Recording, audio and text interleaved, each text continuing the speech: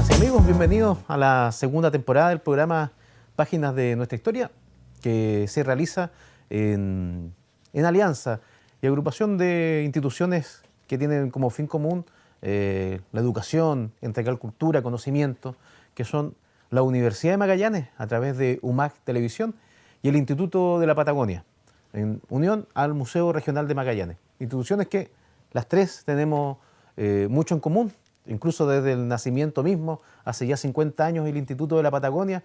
En ese año también, en ese mismo año 1969, el museo también surge, básicamente por las mismas personas, como Museo de la Patagonia, donde antiguamente estaba el Palacio Montes, frente a la Plaza de Armas, el Museo de la Patagonia, que luego en la década del 80 se traslada al Palacio Braun Menéndez, transformándose en el Museo Regional de Magallanes. Nuestro programa cuenta ya con la segunda temporada, en la cual hemos transitado a través de diversas temáticas, diversas conversaciones de temas muy complejos, diversos, y es una nueva forma de entregar conocimiento a través de la televisión, no solo a través de los papers, de los libros, que es muy importante, sino que a través de algo tan común y tan sencillo como la televisión, que alguien en su casa pueda detenerse en UMAG Televisión y aprender, conocer de temáticas básicamente regionales. Y para el día de hoy tenemos dos invitados de excepción también. Acá al lado mío, don José Tonco Paterito, estudió trabajo social, también en una licenciatura en antropología y estaba también trabajando en un máster en patrimonio, en un magíster en patrimonio, gran conocedor del pueblo Cahuáscar. José Tonco, bienvenido, muchas gracias. Ya, muchas gracias.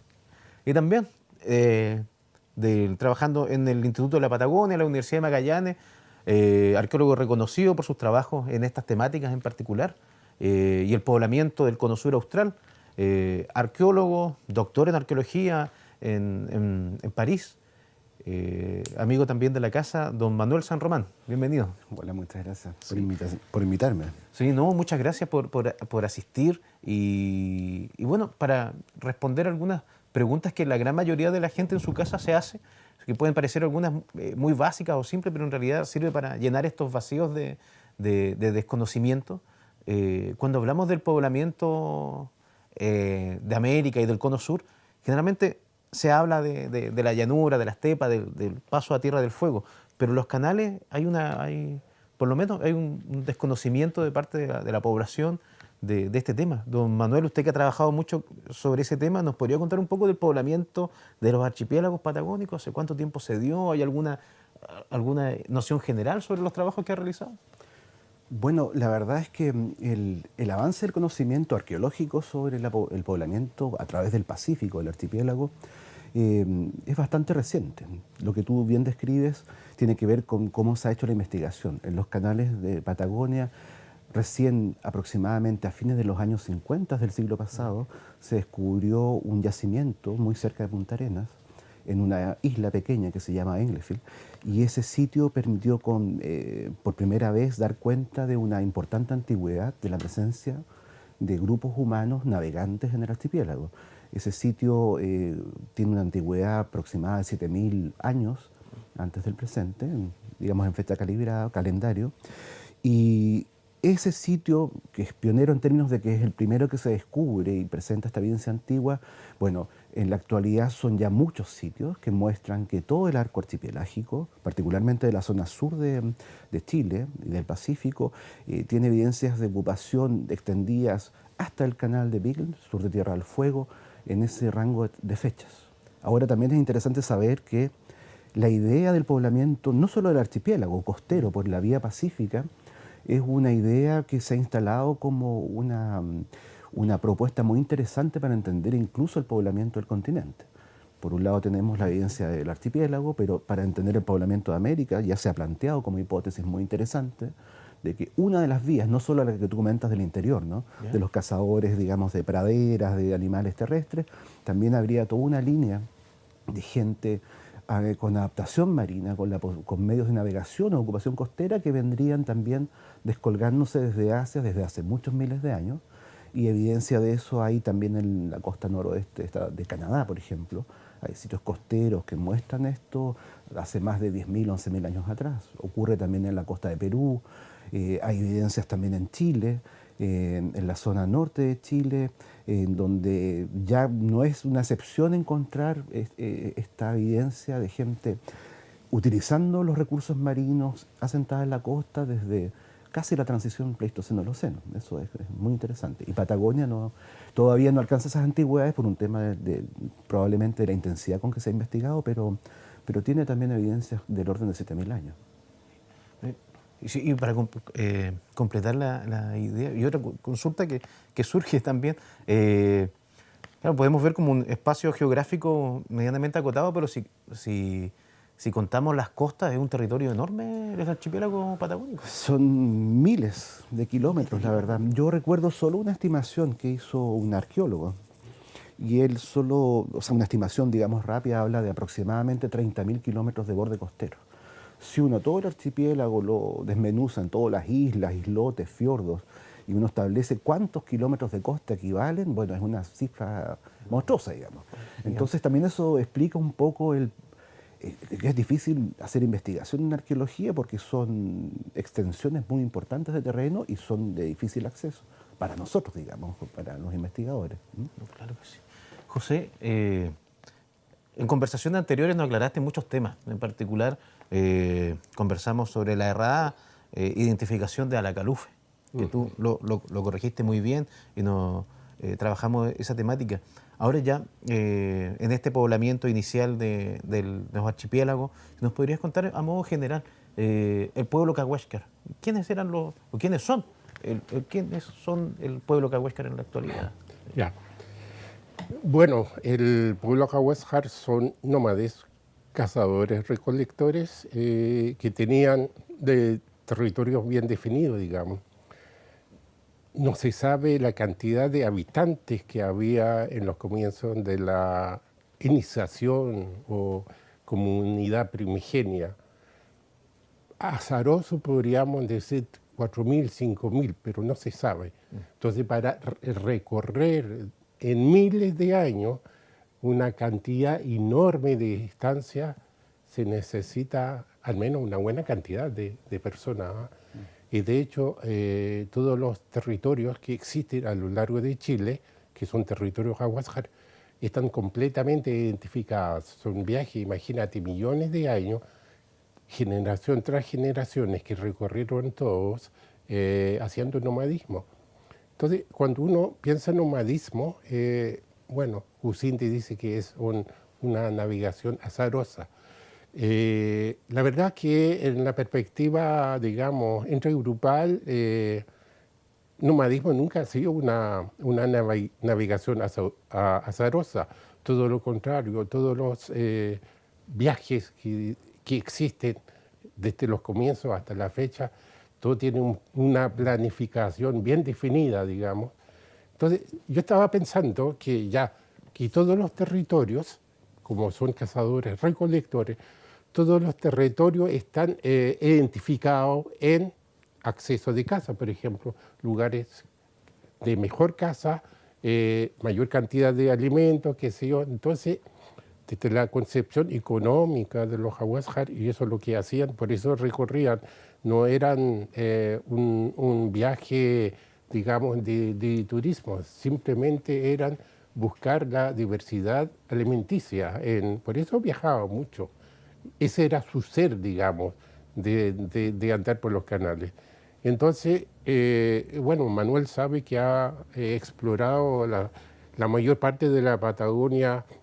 Punto de caza de un punto a otro son 60 millas, por ejemplo. Entonces es difícil llegar para comer algo rico, digamos, un tipo de alimento que sea distinto al de común, hay que navegar bastante. Entonces, en la perspectiva del viaje, que también es un proceso de enseñanza, no solo para las generaciones jóvenes, para los niños que recién están comenzando a conocer, que se llama la vida nómade. Entonces los ancianos en el proceso de toda la navegación, digamos, le van enseñando cómo hay que hacer, qué tipo de navegación hay que hacer, cómo hay que hacer, si hay vientos fuertes, qué hay que hacer, si las olas son grandes. Entonces hay un modelo, digamos, hay una forma de enseñanza que son dos, digamos, uno que son verbales, y lo otro es que los niños por sí mismos se dan cuenta que hay que actuar de una forma determinada. Entonces, yo estaba pensando que en los momentos de peligro, todos los nómades, y así lo hemos rescatado a través de las narraciones, es como introvertido.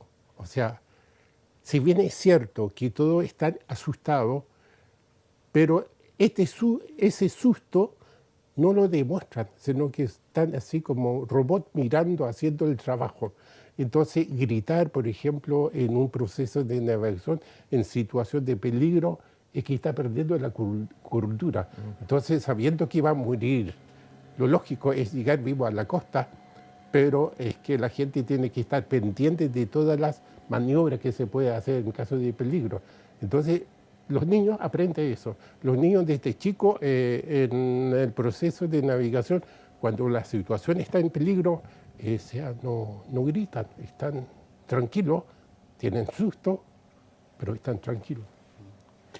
Sobre lo que decía José, y es interesante porque en relación a tu pregunta de nomadismo, desde la arqueología nosotros podemos discutir ciertas cosas, no todo, digamos, evidentemente las cosas relacionadas con este mundo espiritual, de organización social, son cosas que realmente están atesoradas y se conocen a partir de los relatos orales. Los arqueólogos en ese sentido a veces tenemos muchas más restricciones, trabajamos con restos materiales antiguos, no accedemos a los relatos de la gente. Pero en relación a lo que decía José, es muy interesante destacar que desde la arqueología, esto de lo azaroso o no azaroso también se puede comprobar. De hecho, uno descubre, incluso para los poblamientos más tempranos, en cómo la gente ocupa el territorio, y ese cómo ocupar el territorio no tiene que ver con el azar, tiene que ver con programación.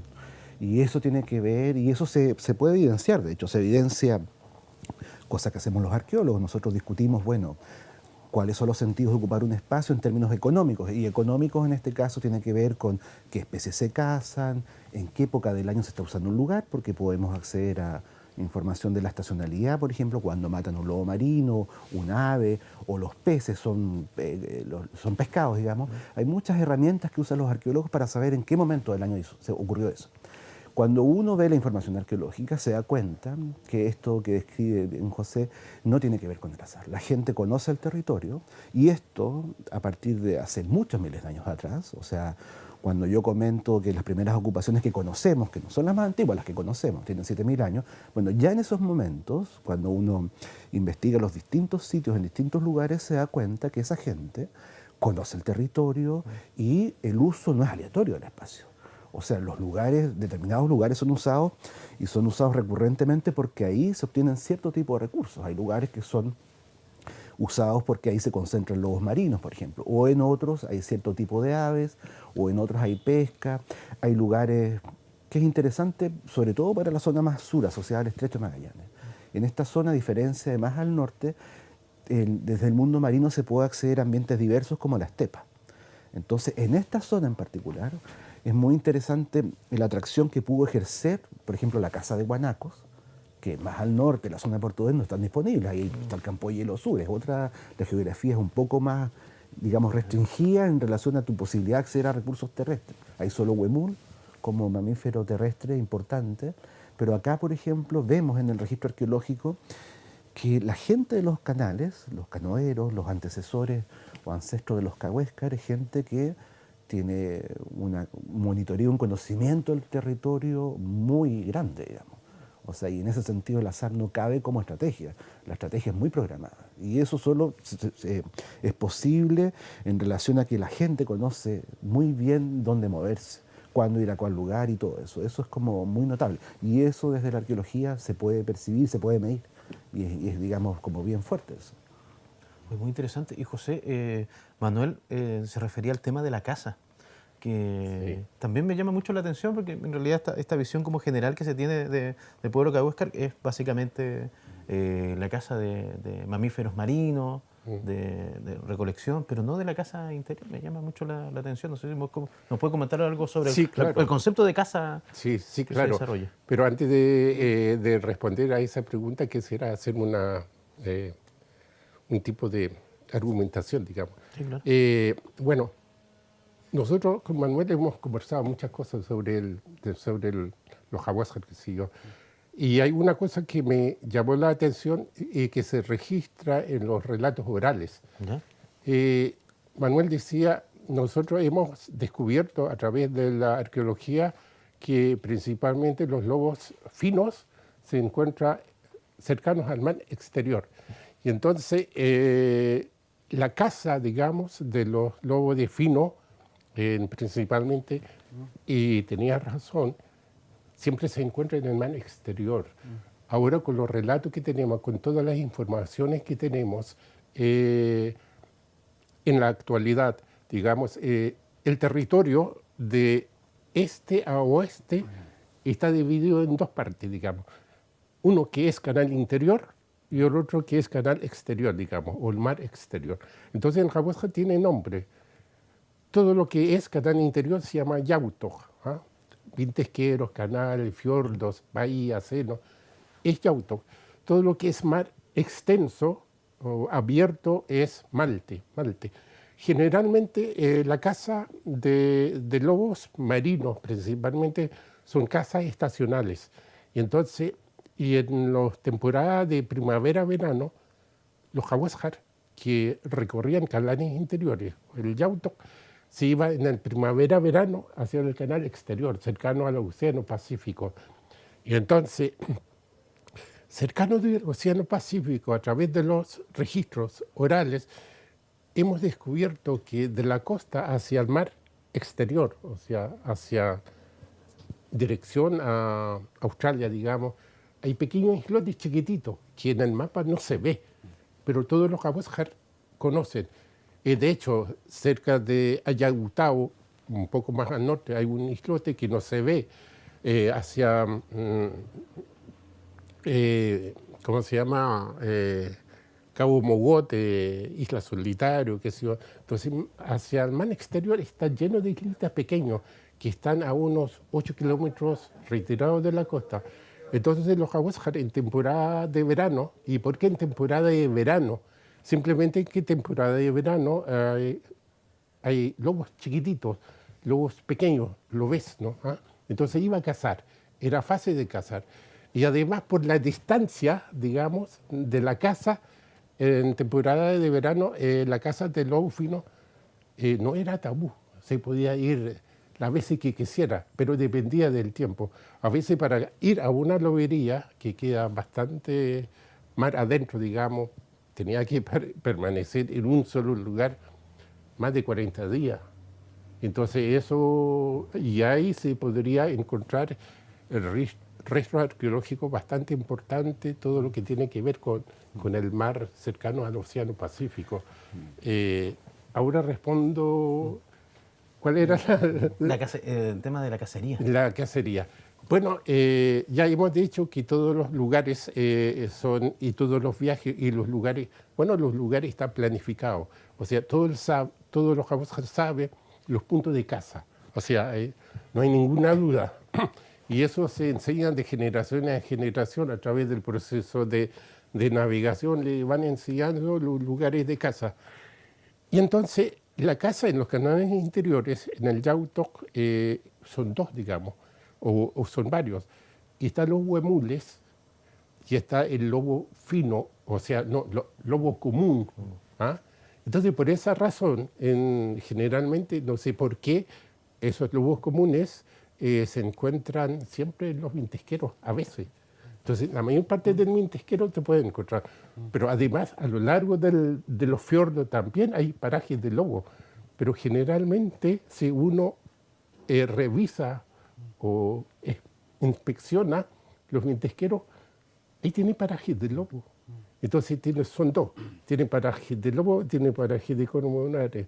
Y en el verano, los jaguares que no iba hacia el mar exterior, se iba hacia canales interiores a cazar lobo fino y también cazar pájaros cormoranes. Claro. Entonces, la caza de cormoranes durante el año difiere, digamos, porque en el verano uno caza cormoranes chiquititos, basta lacear y y hay que cazarlos porque no vuelan, no puede volar porque son chiquititos, son pichones. Pero caza de cormoranes más, esos que vuelan, eso se encuentra en un barranco, en un paraje. Entonces los Hawashar hacían como una especie de toldo y tenían lazos y varas y los cazaban. Entonces para cazar se camuflaban, era como estilo, digamos, se pintaba la cara, como estilo comando. Entonces para asociarse al terreno, digamos, para que el cormorán no podía verlo.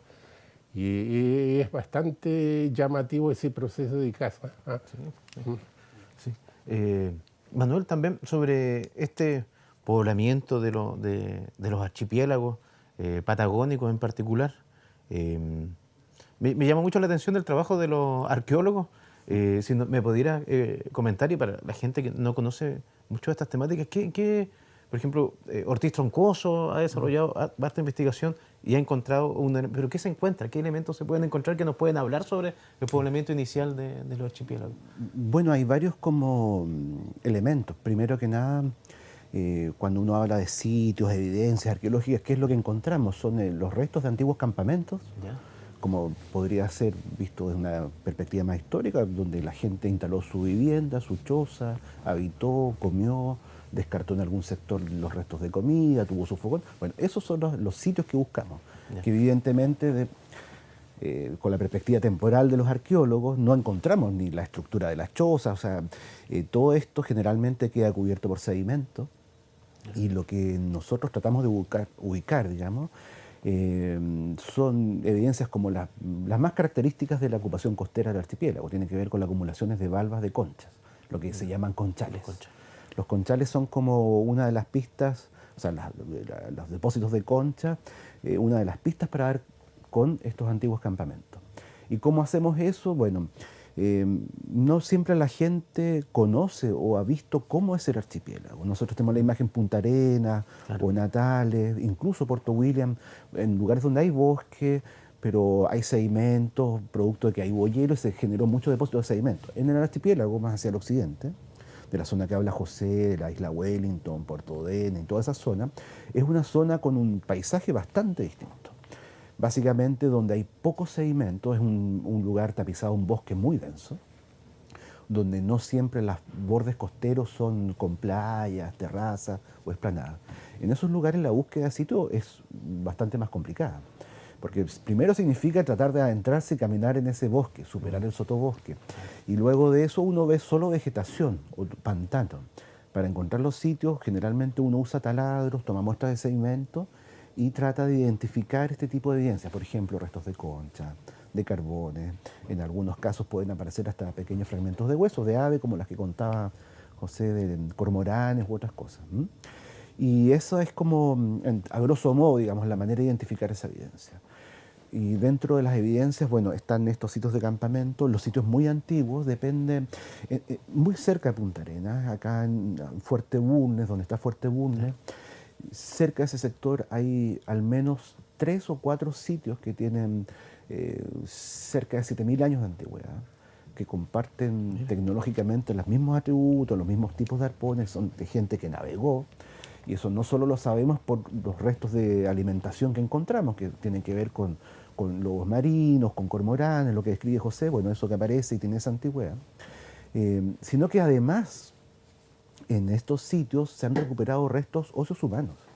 El sitio de Punta Santa Ana, que queda en la Punta Santa Ana, tiene restos humanos que son los más antiguos conocidos, son los restos de una mujer que tiene una fecha cercana a los 7.000 años y a partir de análisis sabemos que basaba su dieta en recursos marinos. O sea, cerca de Punta Arenas esa información es muy relevante.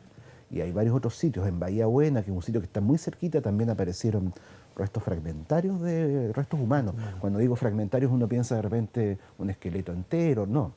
Un par de costillas, algunos restos dentro de los depósitos, y también permitieron fechas antiguas y permitieron confirmar una dieta básicamente marina. Entonces ese tipo de evidencias que son como características, si uno va al sur de Tierra del Fuego o Isla Navarino, que es otro lugar muy importante de ocupación humana, asociado a los yaganes o conocidos como yámanas en la literatura. Es un lugar que también concentra mucha evidencia de ocupación humana, que son el mismo esquema, depósitos de conchas, a veces son monticulares.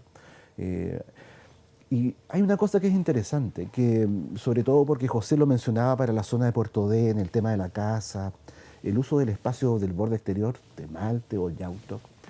Y es interesante porque nosotros hace un tiempo atrás, el año 2008, junto con don Francisco Arroyo, que es miembro de la comunidad Cahuéscar, Juan Carlos Tonco, hermano de José, hicimos una primera prospección arqueológica en la zona de Puerto Dén, que es una zona muy rica en términos de historia, la gente vive allá todavía, pero todavía los arqueólogos no han podido hacer mucha investigación.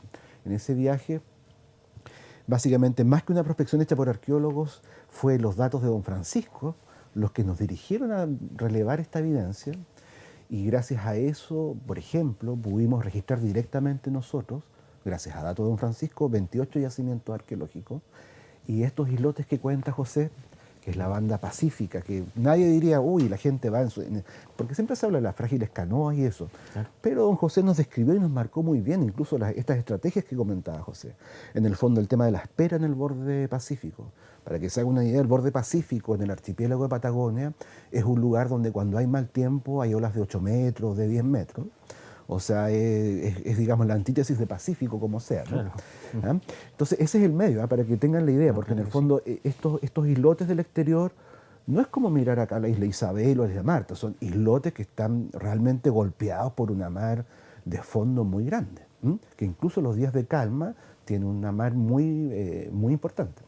Bueno, está jalonado por incluso don Francisco, que conoció de eso, o sea, la gente esperando y con los buenos días ir a estos islotes retirados a cazar, digamos, lobos marinos, cachorros de lobo, y muchos de esos sitios están, digamos, o sea, este que en tradición oral está expresado como registro arqueológico, que esperamos algún día poder trabajar como arqueólogos un poco más y empezar a armar desde esta otra perspectiva esa reconstrucción, digamos. Esa mirada, claro.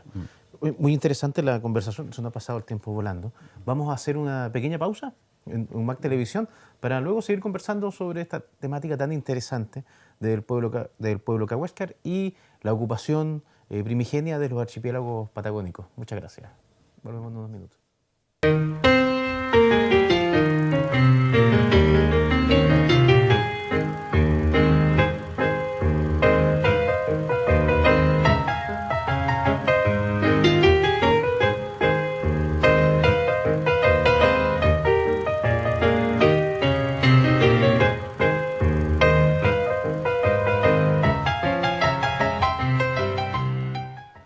El 29 de diciembre del 2005 se concretó la donación de una réplica de una torre petrolera en el Museo del Recuerdo. La Empresa Nacional del Petróleo donó este objeto a propósito de los 60 años del descubrimiento del mineral en Tierra del Fuego.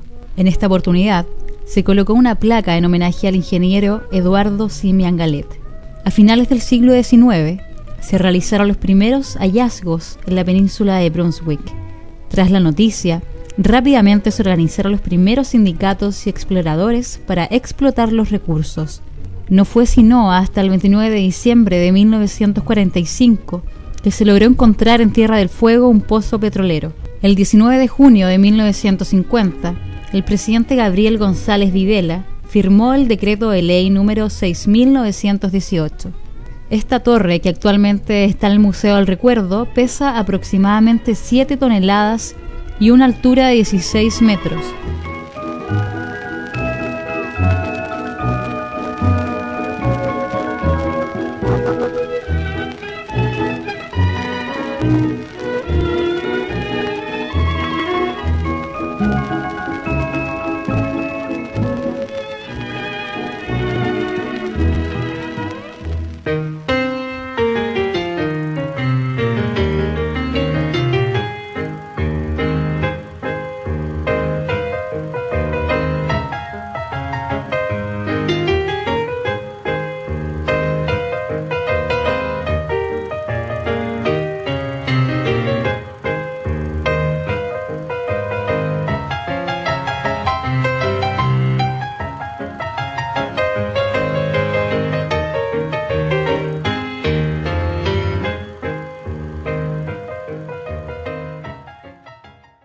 amigas y amigos, gracias por seguir con nosotros en la pantalla de UMAC Televisión, en el programa Páginas de Nuestra Historia, en el cual estamos conversando con dos amigos especialistas sobre la temática cahuéscar y también sobre el poblamiento de los archipiélagos patagónicos y fueguinos. En un programa que, como lo comentamos, surge a través de la unión de varias instituciones que buscamos llevar conocimiento a través de las pantallas de UMAC Televisión, Universidad de Magallanes, Instituto de la Patagonia y Museo Regional de Magallanes. Siguiendo con la conversación con nuestro amigo José, me gustaría preguntarte la estructura social del pueblo cahuéscar. Si bien hablaste de una organización bastante clara en torno a este nomadismo, que desmitificaste eso de azaroso, ¿también tenía una organización social bien establecida? Sí. Y bueno, el grupo cahuéscar estaba establecido en un grupo de familias, se llama, familias nucleares que viajaban constantemente en los canales. Son nómades, no tienen una estructura como el cacicao, ¿no? Acá cada grupo familiar era su propio jefe. Y en este caso hay que recalcar que la persona que tenía embarcación, que era dueño de una embarcación, era el capitán, el que mandaba, el que podía decidir en qué parte tenía que navegar, hacia dónde tenía que irse. Entonces los tripulantes, digamos, no tenían voz y voto, digamos. En la literatura, digamos, histórica, muchas veces en la lectura Historia de Chile principalmente, nos dice que el hombre se sentaban y las mujeres eran el que realizaban trabajo de remar, cosa que eso es falso. En todo el proceso de navegación, tanto mujeres como hombres remaban, porque imagínate, nosotros estamos en Punta Arenas, tenemos 50 kilómetros de viento, una embarcación no podía navegar con ese tiempo, pero con un poco de viento es difícil de navegar, y hay que hacer mucho esfuerzo si es viento en contra. Entonces, por eso se necesita la mayor cantidad de personas para mover una embarcación. Y entonces, la estructura social principalmente es familiar. Entonces, los viajes que hacían, algunas eran familias compuestas que navegaban por los canales. Los viajes que hacían tenían dos modalidades. Uno, viajaban una familia, llegaba un matrimonio solo, sin los hijos, por los canales. O bien, navegaban un matrimonio con los hijos grandes, con 4 o 5 embarcaciones, siguiendo al padre. Entonces, de esa forma se puede explicar la fiesta de la ballena, porque Businde dice, si un grupo de individuos, de familias que veían una ballena varada, hacían humo y ahí hacían fiesta. Entonces, imagínense que el territorio cahuéscar es muy extenso, como hemos hablado. Y entonces, además, la población cahuéscar, para ocupar ese territorio, es muy poco. Entonces, es como echar, no sé, es como si en esta parte, en Punta Arenas, viviese tres familias, entonces para llegar sería poco difícil. Entonces, navegaba con 4 o 5 canoas, entonces se encontraban una ballena varada, se podría hacer una fiesta de la ballena, pero hacer señales de humo en los canales es imposible, porque por los vientos que existen en los canales y también la distancia que hay de un punto a otro es muy lejano. Entonces el viento disminuye el humo, digamos. En los canales, cuando uno prende fogatas para llamar la atención, no se ve, se diluye, en el fondo se diluye. Entonces por eso hay un pequeño error que surge del Businde, decía cuando se encuentra una ballena hacía tremendo humo. Entonces, como se ve en las películas de dibujo animado, cuando hacen una fogata salen formas redondas. Y la lluvia, José, aparte de la lluvia en el mundo del archipiélago, es una característica como de a diario, o sea, tener el día idílico de sol, sin viento, en donde mirando el horizonte vas a ver una seña, pasará ¿cuánto? ¿10 días al año? Sí. Bueno, entonces creo que no sería una estrategia muy eficiente de comunicarse tal vez. Yo creo que sí. Y Manuel, estábamos conversando sobre este poblamiento inicial y tu amplio trabajo arqueológico en el área y en la materia. Preguntas como generales. Me imagino que analizar un territorio y pensarlo hace 5.000, 10.000 años, hasta geográficamente tiene que ser diferente al territorio que conocemos hoy en día. Agrega un grado de dificultad, Sí. me imagino. Sí, por supuesto. O sea, sí, es un grado de dificultad, pero lo importante es que uno asume que esa dificultad está, Ya. porque es parte de la investigación, sobre todo con sitios costeros. ¿Y por qué motivo? Porque, y eso cuesta entender, digamos, a la gente común a lo que hacen los arqueólogos, porque nosotros como sociedad tenemos dificultades para pensar de que el ambiente, que no solo el clima, no solo la temperatura o la lluvia, la conformación del borde costero, el cómo se mueven incluso las placas, bueno, todo eso es dinámico. Ahora, visto con una escala temporal amplia, las cosas cambian. Por ejemplo, uno de los desafíos que tiene, y no solo acá, no es el archipiélago de Patagonia, es en toda la arqueología mundial que se hace con adaptaciones costeras, la primera pregunta cuando te metes en profundidad temporal es saber, bueno, ¿dónde está el borde costero de la época que me interesa estudiar? Y esa pregunta hay que tratar de resolverla para no andar dando palos de ciego. En el caso de Patagonia, nosotros hace ya varios años atrás decidimos hacer una búsqueda y usar estos criterios que son básicamente cómo ha evolucionado el borde costero. Y para darles una idea así general sobre la costa, por ejemplo, del Estrecho de Magallanes, de las zonas próximas, primero recordar de que hace 25.000 años atrás Punta Arenas estaba bajo el hielo. Partamos por ahí, digamos. O sea, es un lugar donde no existe el Estrecho de Magallanes, los campos de hielo desbordaban hacia la vertiente atlántica y se extendían mucho hacia el Pacífico. Entonces, en ese momento, que es desde la última máxima glaciación del Pleistoceno, el archipiélago era la porción que estaba por debajo de una gran capa de hielo. Básicamente eso. ¿Qué ocurre? A nivel global, a escala, digamos, de planeta, las glaciaciones, que son estos periodos en donde hay mucho frío y se concentran grandes masas de hielo, los casquetes polares, tanto en el norte como en el sur, como también en zonas como no subantárticas, hace que los niveles, o hizo que los niveles de los océanos a escala global descendieran enormemente. Entonces, hace 25.000 años atrás, aproximadamente el mar en todo el mundo estaba del orden de los 100 o 130 metros por debajo de su nivel actual.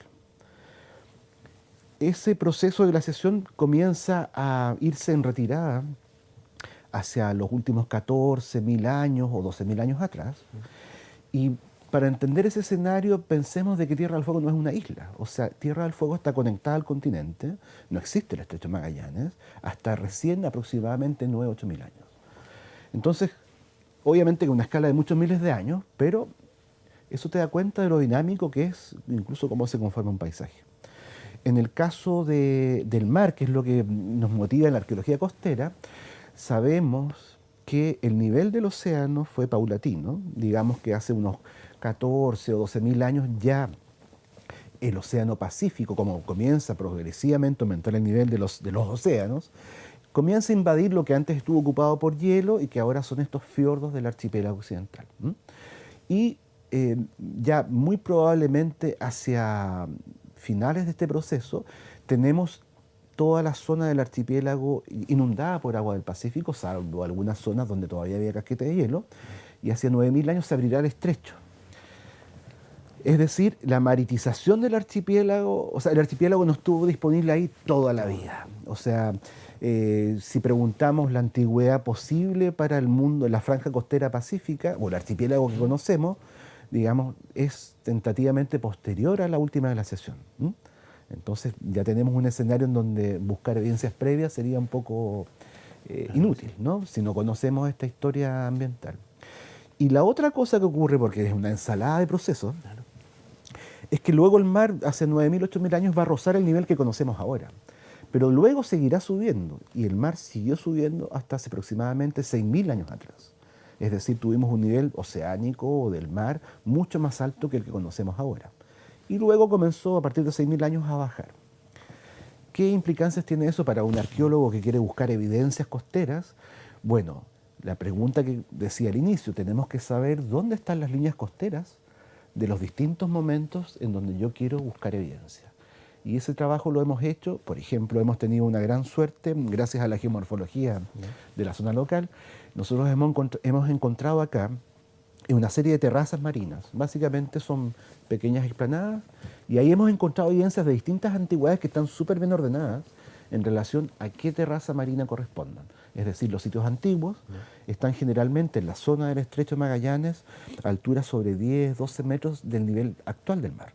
Ahí estaban los campamentos. ¿Pero por qué? Porque su playa estaba mucho más arriba, ¿ya?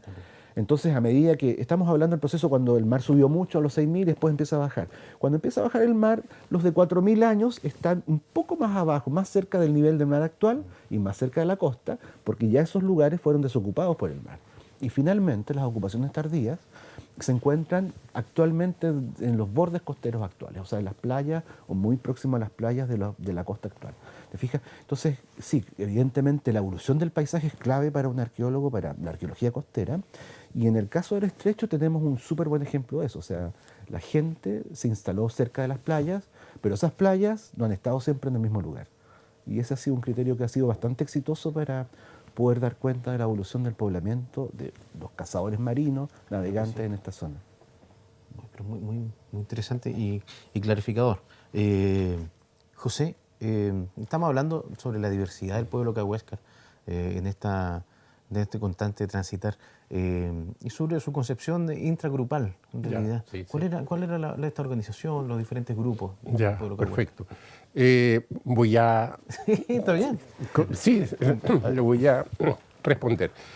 Pero también quería hacer una pequeña reflexión, que en mi niñez, viajando por cerca de Isla Guarelo, hay una cueva que está oculto, que yo me acuerdo que cuando era pequeño pasaba por ese canal con los ancianos de la comunidad.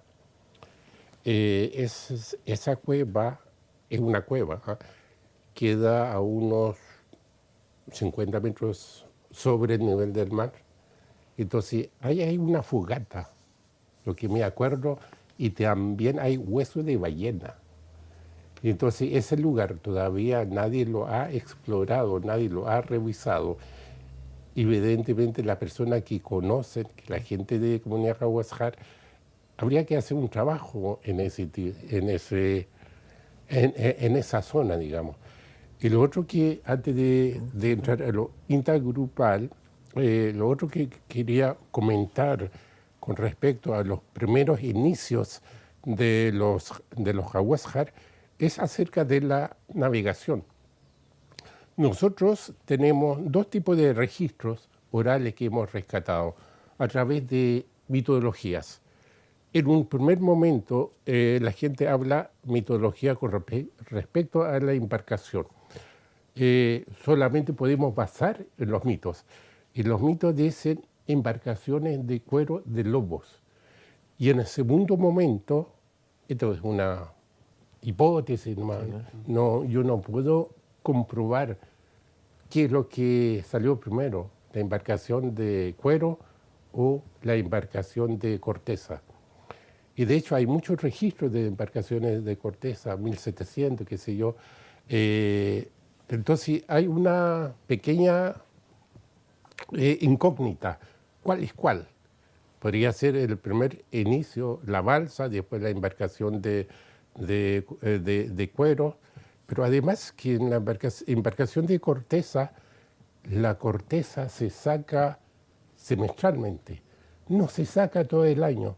Y de hecho los Cahuéscar en Puerto Dén hacen la artesanía de botecitos de corteza en este tiempo, en el mes de septiembre-octubre. Empiezan ya a generar que la corteza se empieza a ablandar. Todas las cortezas. el del Coihue, el del Mañío y el del Tenío, ¿ah? Al menos lo que yo conozco. Entonces empieza a plantar.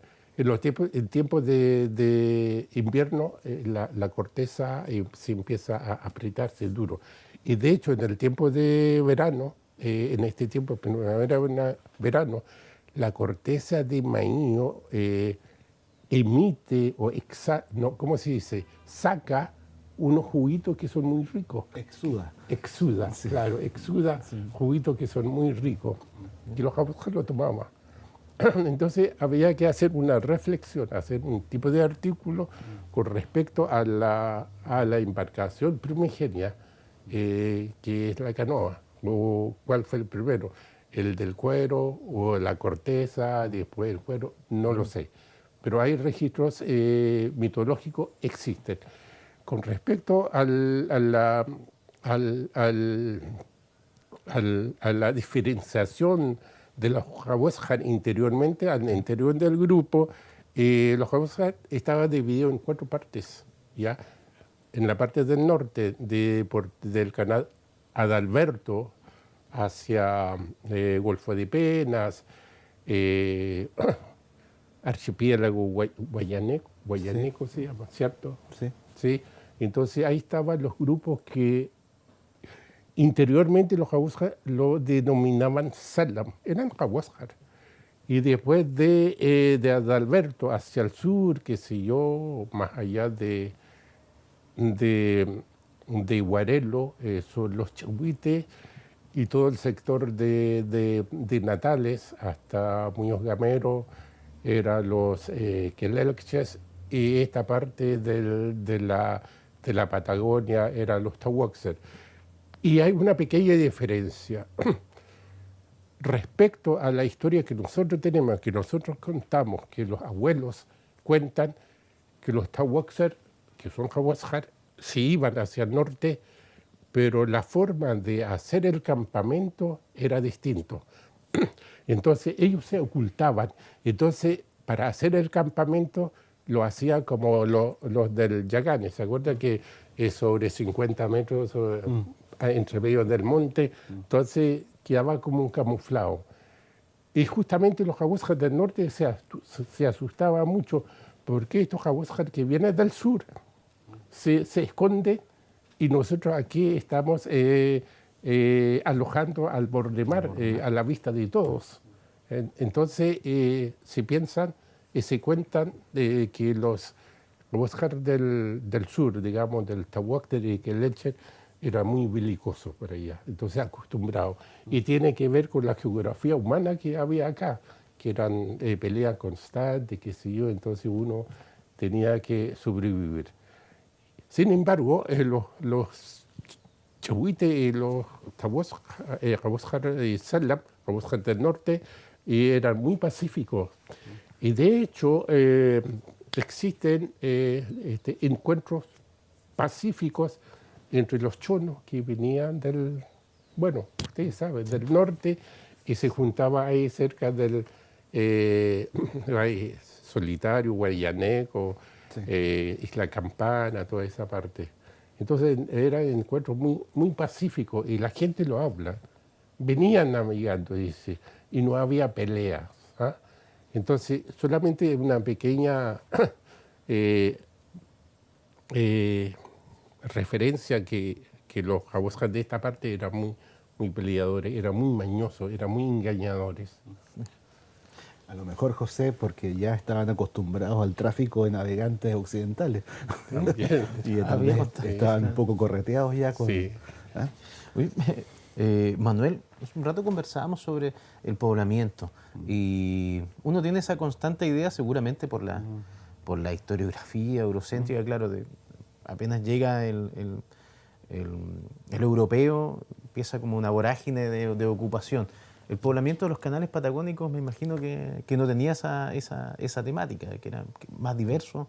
Nos comentabas que, claro, no era una maratón por poblar todos los espacios, sino que era un recorrido bastante diferente. Sí, bueno, en general tiene que ver con estas concepciones, por ejemplo, del poblamiento de América o de Claro. Sudamérica en general, de los primeros, de la primera llegada, y esta concepción de pensar de que es una maratón al sur, digamos, vamos, Claro. ¿quién llega primero al sur? ¿No? Y ese concepto que pareciera que no, pero sí, a veces impronta un poco la concepción de la gente, es probablemente errado, porque sea del archipiélago, sea otra zona de Sudamérica, es muy probable que tiene que ver con un lento llenado de espacios. O sea, eh, no es una carrera hacia un punto geográfico puntual. La gente utiliza y probablemente una vez que va conociendo los espacios los jerarquiza.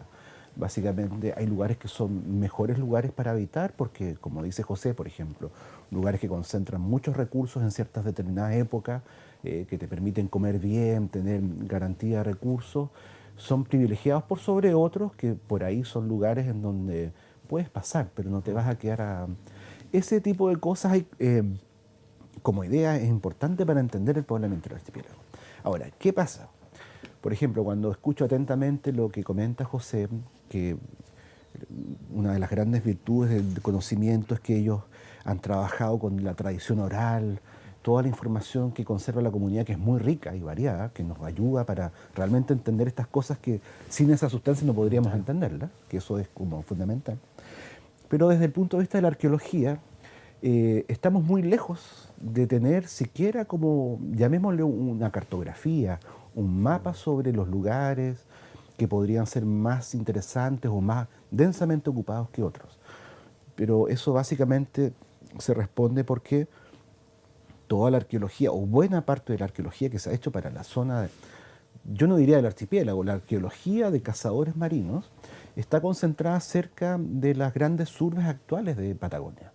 O sea, buena parte de la arqueología del estrecho, y eso se ha hecho en relación a los lugares más asequibles a partir de Punta Arenas, de Río Verde, la arqueología del sur de Tierra del Fuego, que en su mayoría está hecha por los colegas argentinos, tiene que ver con Ushuaia, con las posibilidades. Ha crecido en relación a donde es más fácil acceder. La isla Navarino, que también estamos trabajando nosotros como universidad en proyectos asociados a otras cosas, pero que sirven igual. En proyectos de infraestructura estamos excavando sitios antes de que pasen las obras de mejoramiento de caminos, de pavimentos. Estamos recuperando muestras interesantes. Conocemos lugares que están cerca de las actuales urbes, el archipiélago exterior, lo que comentábamos, el borde pacífico, por ejemplo, está descrito como un lugar tremendamente importante para la sociedad cahuéscar, el Malte. Tenemos la tradición oral, están los relatos, están identificadas las islas, pero arqueológicamente casi no tenemos o no tenemos información. Entonces es probable, y es una de las cosas que como arqueólogos debiéramos poner a prueba, es a partir de este tipo de información, trabajar investigando a partir de los sitios y reconstruyendo esta cartografía para entender, por ejemplo, lo que tú preguntas, bueno, ¿qué lugares apilan más ocupación humana, más intensidad? ¿Dónde hay más sitios? ¿Cuáles son, si es que las hay, zonas vacías? Y probablemente cuando uno hace investigación va a describir ese paisaje de distribución. Esa pregunta todavía no se puede responder, esperamos responderla con más investigación que esperamos desarrollar de aquí a poco. Hemos avanzado un poco y ya como contaba hace un rato atrás, ya con solo un viaje hecho gracias al apoyo y la participación fundamental de miembros de la comunidad cahuéscar hemos aprendido un montón. O sea, hemos seguido el dato de la gente de la comunidad y hemos ido registrando sitio tras sitio con datos, y esto que cuenta José de la tradición oral, de lo que dicen los viejos, de cómo se ocupa. Bueno, nosotros hicimos un viaje con uno de estos miembros de la comunidad cahuéscar y damos fe de que ese conocimiento es palpable, es medible, y es más, en ese viaje nosotros mostramos sitios antiguos de campamento que sabemos que fueron ocupados hasta época histórica, pero sabemos también que están siendo ocupados de hace al menos 2000 años.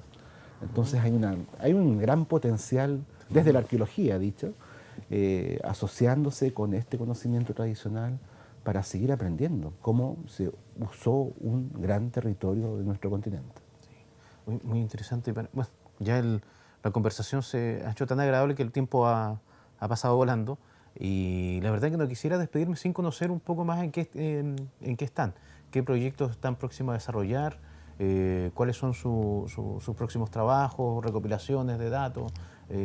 José, ¿cuáles son tus proyectos más cercanos? Por el momento no tengo ninguno, exceptuando que estoy haciendo la tesis mía del patrimonio con este señor, con Manuel. Así que en eso estoy. Tienes mucho trabajo. Sí, No, no es menor. estoy haciendo un trabajo que tiene que ver con con narraciones acerca del. A ver, ¿cómo se podría decir que son patrimonio inmaterial? Bueno, eso es muy técnico. Narraciones de lugares, cómo la gente visualiza un lugar desde la perspectiva de sus propios ocupantes. Entonces te dan pautas para que nosotros podamos reflexionar sobre esos espacios. Como por ejemplo, nosotros hemos visto a través de las narraciones que los canales, bueno, los Jabosca en términos generales usan la geometría. Y de hecho, el canal son dos leras paralelas. ¿Ah? Son dos leras paralelas, tiene que ver con la costa. Una costa de allá, otra costa de acá. En la bahía son semicírculos. Y así está establecido en la memoria colectiva de la gente. Además, los espacios que nosotros tenemos, los espacios son vistos desde la perspectiva teórica, reflexiva, se podría decir que hay dos formas, digamos. Uno que es un espacio horizontal, ¿ah? Formas horizontales, que son el suelo, haciendo abstracciones, y después a los lados tenemos dos líneas que son dos planos verticales. Por ejemplo, si uno ve una calle así, a lo lejos, por donde pasa el auto, son planos horizontales y están divididos por la estructura de la casa, que son planos verticales. Entonces, ¿qué pasa en los Jabosca? En los campamentos antiguos, donde se emplazaban, la vivienda era plano, y entonces ellos lo veían como espacio, como la bahía. Se habla de tral, como semicírculo. Y los caminos en el monte, qué sé yo, se abren, son como canales. Entonces existen dos planos superpuestos, uno que es horizontal y dos planos verticales.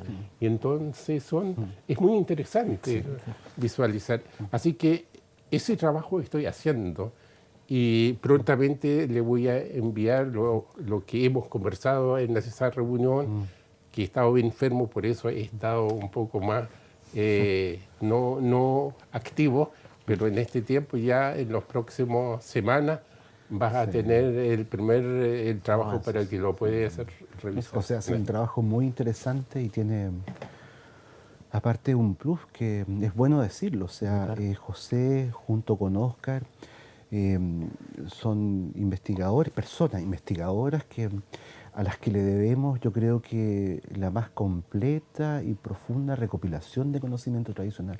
Ellos han publicado ya varios trabajos, varios libros, con una serie de temas que son tremendamente valiosos, no solo por la información que han recopilado, sino también porque atesoran material que nos permitirá investigar y entender de aquí para adelante el mundo cahuéscar. Eso es como un hecho que hay que destacar fuertemente. Y Manuel, ¿en qué estás tu proyecto más cercano? Bueno, la verdad es que en la actualidad estamos trabajando como universidad, estamos realizando excavaciones, muchas excavaciones arqueológicas costeras, pero en Isla Navarino. Estamos en el mundo del archipiélago fueguino. Muchos de estos trabajos, como les comentaba, asociados, bueno, básicamente a mejoramientos de caminos, de cosas en donde antes de que las empresas construyan hay que sacar los sitios para que no se destruyan y sacar la información. Entonces, de lo que llevamos, bueno, les comento, en Isla Navarino había muy poca información, muy parcelada del lado chileno. Bueno, Isla Navarino está en Chile. Y de esa situación de poco conocimiento, en solo 2 años vamos a dar un salto cuantitativo enorme. Es decir, de conocer muy poco a tener aproximadamente 10 o 12 sitios con excavaciones muy grandes. Estamos generando una muy buena información para entender particularmente la época más tardía del mundo yagán, de la zona de Isla Navarino. Y eso es algo que estamos haciendo ahora. Y bueno, también yo participo no solo en la región de Magallanes, participamos también en investigación en Chiloé. Como Universidad de Magallanes tenemos, bueno, este ya es el segundo proyecto desarrollado, también siempre asociado con la ocupación costera, pero ahora en particular en Isla de Chiloé. Y ahí lo que estamos tratando de hacer es un proyecto que dirige un colega, el doctor Omar Reyes. Yo soy coinvestigador de Omar. Estamos discutiendo qué ocurre en Chiloé con la llegada de la horticultura y la cerámica. Este tema de los huilliches. ¿Cuándo ocurre ese proceso? ¿Y qué pasa con las poblaciones de cazadores marinos, digamos los que conocemos como los chonos? ¿Qué pasa? ¿En qué momento se da esta relación? ¿Qué pasa con las poblaciones? Bueno, ese es un tema, digamos, que desarrollamos en estos momentos en la zona de Chiloé. Muy interesante también los trabajos que están haciendo. Yo quisiera también, antes de despedirnos, entregarle un pequeño presente, un texto que sacamos como museo Muchísimas sobre gracias. la edición de las Ya, tarjetas gracias. postales en Magallanes, un texto bien interesante. Maravilloso, muchas gracias. Y bueno, a todos nuestros amigos que nos acompañaron en esta conversación amena, agradable y muy enriquecedora en realidad sobre conocimiento. Bueno, agradecer su presencia también a José, a Manuel, por esa generosidad también de entregar este conocimiento a la gente, que es lo que estoy seguro, y conociéndolo, es un leitmotiv, su forma principal de desarrollarse. Para nosotros como Museo Regional, Instituto de la Patagonia, Museo Regional y UMAC Televisión, bueno, invitarlos también para los próximos capítulos y que sigan en compañía de UMAC Televisión. Y bueno, muchas gracias por acompañarnos y será hasta una próxima oportunidad. Muchas gracias. Gracias a ustedes.